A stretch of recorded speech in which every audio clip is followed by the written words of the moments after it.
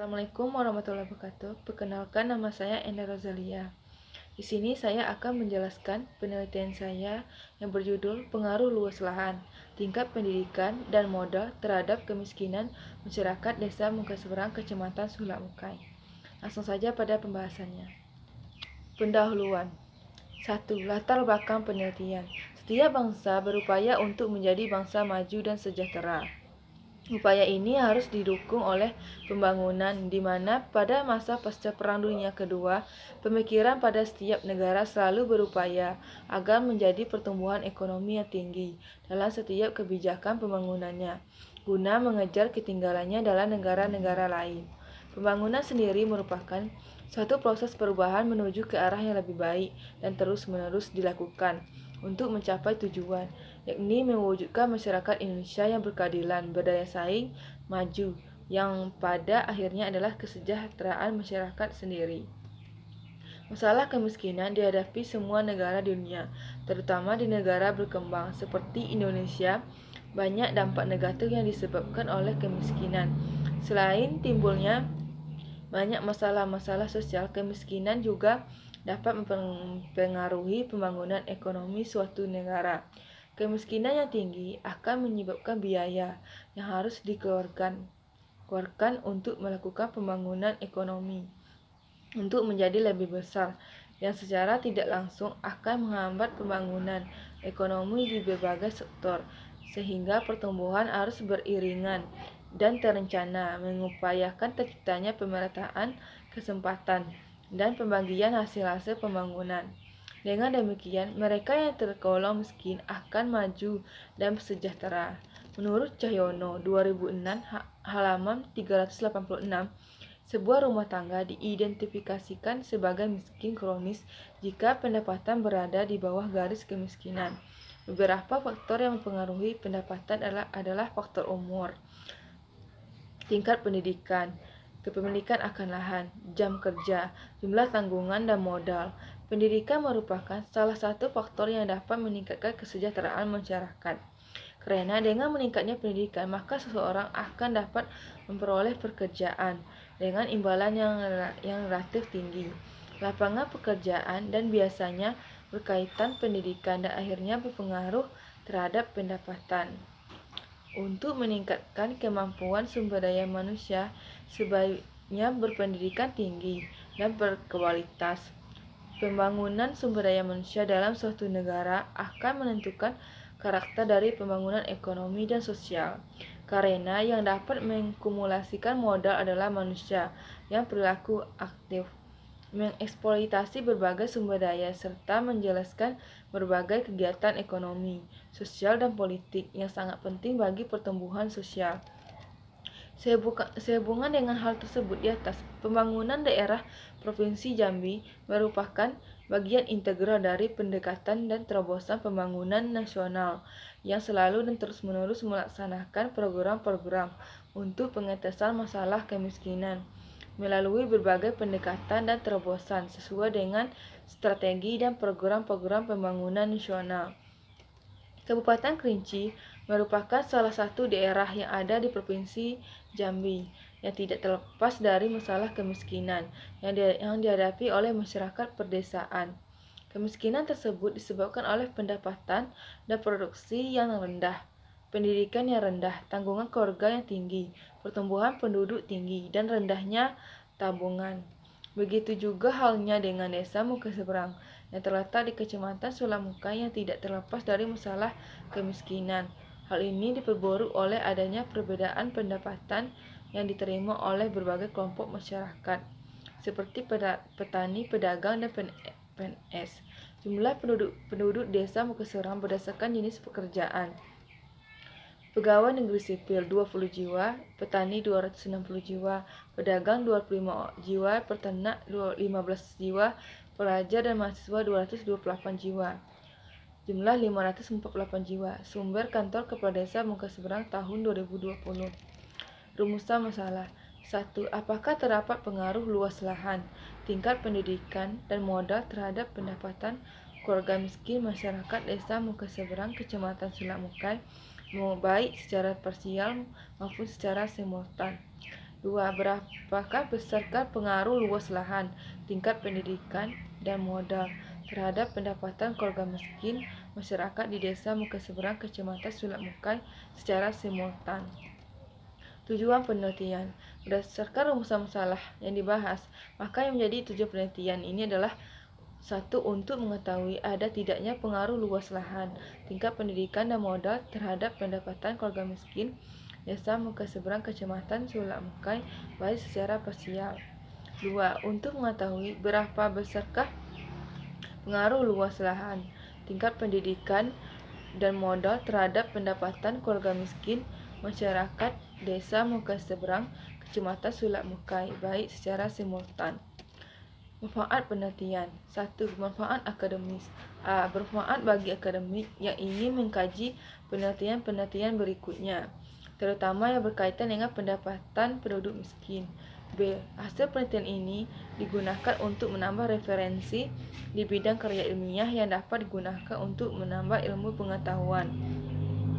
2. Manfaat praktis. A. Dapat memberikan data dan informasi serta gambaran mengenai pengaruh luas lahan, tingkat pendidikan, dan modal terhadap kemiskinan masyarakat Desa Muka Seberang, Kecamatan Sulak Mukai. B. Penelitian ini bermanfaat bagi para pengambil kebijakan sebagai bahan acuan dan pertimbangan dalam pengambilan keputusan.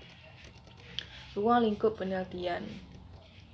Untuk penelitian ini merupakan penelitian kuantitatif yang bertempat di Desa Muka Seberang, Kecamatan Sulak Mukai dengan variabel luas lahan, tingkat pendidikan, modal, dan kemiskinan. Penelitian ini dilakukan melalui wawancara dengan lama waktu sekitar 3 bulan yang dilakukan dari Februari sampai April 2020. Jenis data. Dalam penelitian ini ada beberapa jenis data yang akan digunakan, yaitu diantaranya data primer dan data sekunder. 1. Data primer itu data yang dibuat oleh peneliti untuk maksud khusus menyelesaikan permasalahan yang sedang ditanganinya. Data dikumpulkan sendiri oleh peneliti langsung dari sumber pertama atau objek peneliti yang dilakukan. 2. Data sekunder, yaitu data yang telah dikumpulkan untuk maksud selain menyelesaikan masalah yang sedang dihadapi. Dalam penelitian ini, yang menjadi sumber data sekunder adalah literatur, artikel, jurnal, serta situs di internet yang berkenaan dengan penelitian ini, ataupun memberikan kuesioner kepada masyarakat Muka Seberang sehingga didapatkan data dan informasi yang sesuai dengan masalah yang diteliti. Populasi dan sampel. Populasi dalam penelitian ini adalah keluarga miskin yang berada di Desa Muka Seberang berdasarkan data yang diperoleh dari kantor kepala desa pada tahun 2020 sebanyak 39 kepala keluarga yang berprofesi sebagai petani sawah. Sampel. Teknik pengambilan sampling dalam penelitian ini adalah menggunakan teknik sampling jenuh. Menurut Sugiono 2017 halaman 85, pengertian dari sampling jenuh yaitu teknik penentuan sampel bila sebuah anggota populasi dijadikan sampel. Hal ini dilakukan bila jumlah populasi relatif kecil, kurang dari 30, atau penelitian yang ingin membuat generalisasi dengan kesalahan yang sangat kecil. Istilah lain sampel jenuh adalah sensus di mana semua populasi dijadikan sampel.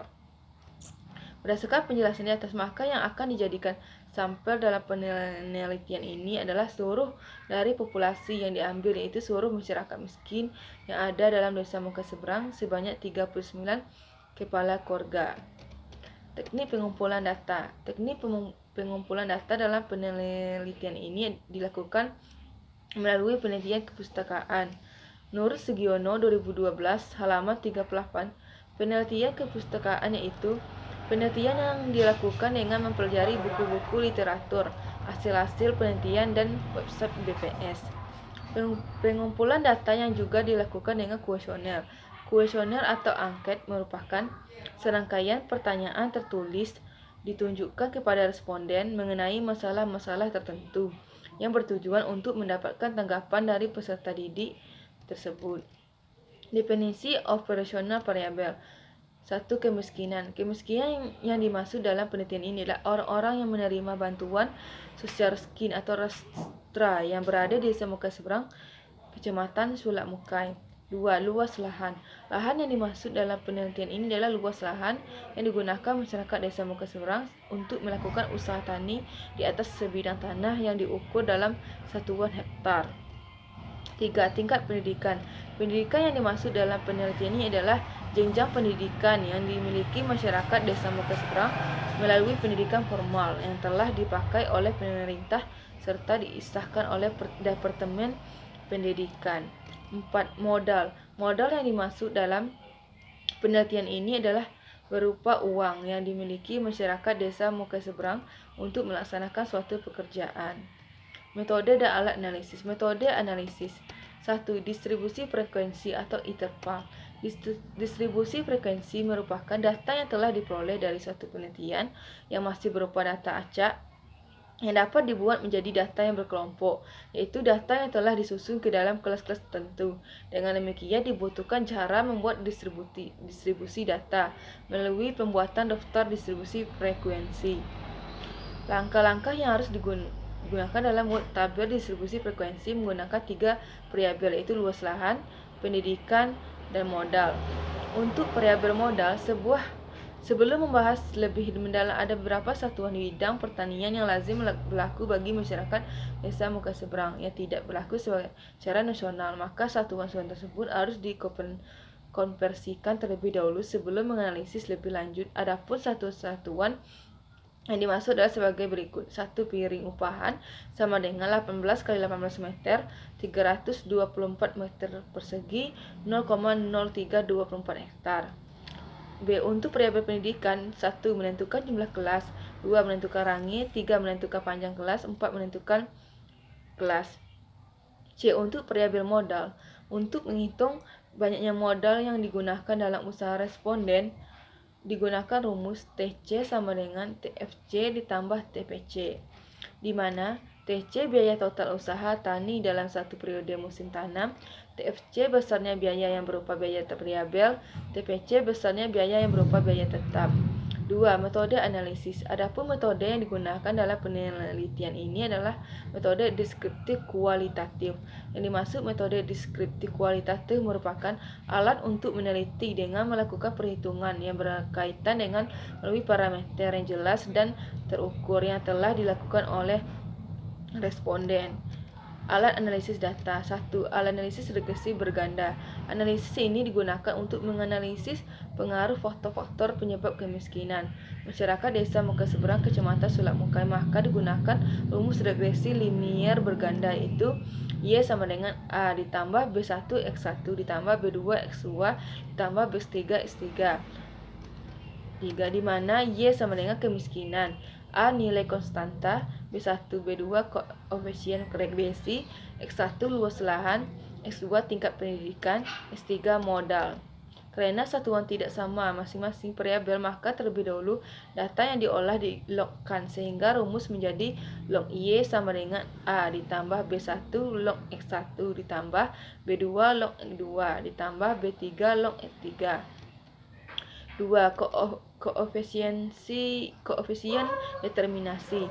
Koefisien determinasi digunakan untuk mengetahui seberapa besar variabel bebas X dan dapat mempengaruhi terhadap variabel terikat Y dengan persamaan KD sama dengan R2 dikali 100%, di mana KD koefisiensi determinasi, R koefisiensi korelasi. Uji hipotesis, uji T. Adapun langkah-langkah dalam pengujian ini adalah A. Memformulasikan hipotesis nihil HO dan hipotesis alternatif HA. A. Itu HO tidak sama dengan 0, artinya variabel bebas secara parsial mempunyai pengaruh terhadap variabel berikut. B. Menentukan tarif signifikan. A sama dengan 0,05 dan derajat bebas dB sama dengan N kurang K, di mana N adalah jumlah observasi dan K adalah jumlah variabel bebas dengan uji dua arah. C. Menghitung nilai dengan rumus T sama dengan R akar dari N kurang 2 dibagi akar dari 1 kurang R kuadrat, di mana T nilai signifikan, R kuadrat koefisien korelasi produk momen, N jumlah sampel. D. Membandingkan T hitung dengan T tabel. 1. Jika T hitung kecil di tabel, maka HO ditolak, yang berarti variabel luas lahan, tingkat pendidikan, dan modal tidak mempunyai pengaruh yang signifikan terhadap jumlah penduduk miskin. 2. Jika terhitung besar dari tabel, maka HO ditolak dan HA diterima, yang berarti variabel luas lahan, tingkat pendidikan, dan modal mempunyai pengaruh yang signifikan terhadap jumlah penduduk miskin. Uji F. Adapun langkah-langkah untuk uji F adalah sebagai berikut. A. Memformulasikan hipotesis nihil HO dan hipotesis alternatif HA, yaitu HO titik 2 R sama dengan 0, artinya variabel bebas X tidak memiliki pengaruh yang signifikan terhadap variabel terikat Y. HA 2 R sama dengan O, artinya variabel bebas X memiliki pengaruh terhadap variabel terikat Y. B. Menentukan tarif signifikan A sama dengan 0,05 derajat bebas dB untuk baris N kurang K dan kolom K kurang 1. C. Menghitung F hitung dengan rumus menurut Sugiono 2014 halaman 257, itu F hitung sama dengan R akar dibagi K dibagi 1 buka kurung 1 kurang R kuadrat untuk kurung buka kurung N kurang K kurang 1. D. Membandingkan F hitung dengan F tabel. 1. Jika F hitung kecil dari F tabel, maka HO diterima dan HA ditolak, yang berarti variabel bebas secara simultan tidak mempunyai pengaruh yang signifikan terhadap variabel terikat. 2. Jika F hitung besar dari F tabel, maka HO ditolak dan HA diterima, yang berarti variabel bebas tidak secara simultan mempunyai pengaruh terhadap variabel terikat. Mungkin itulah yang bisa saya sampaikan. Jika terdapat kesalahan, mohon dimaafkan. Saya tutup dengan wassalamualaikum warahmatullahi wabarakatuh.